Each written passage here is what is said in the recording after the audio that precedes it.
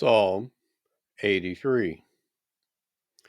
Keep not thou silence, O El, hold not thy peace, and be not still, O Elohim.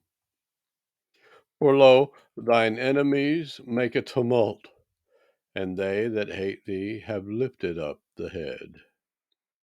They have taken crafty counsel against thy people, and consulted against thy hidden ones.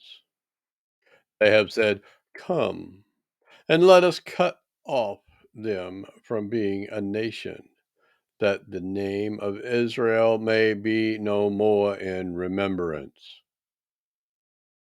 They have consulted together with one consent. They are confederate against thee.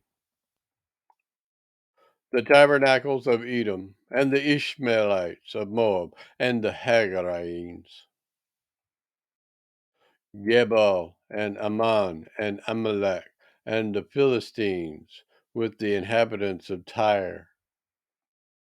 Assur is also joined with them. They have holpen the children of Lot. Selah.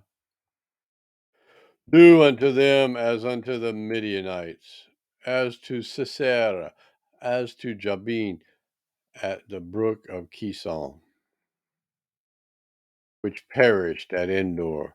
They became as dung for the earth.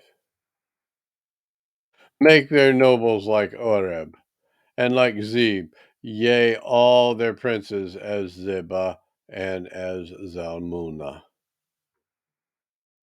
who said, Let us take to ourselves the houses of Elohim in possession. O my Elohim, make them like a wheel, as the stubble before the wind. As the fire burneth a wood, and as the flame setteth the mountains on fire. So persecute them with thy tempest, and make them afraid with thy storm. Fill their faces with shame, that they may seek thy name, O Yahuwah.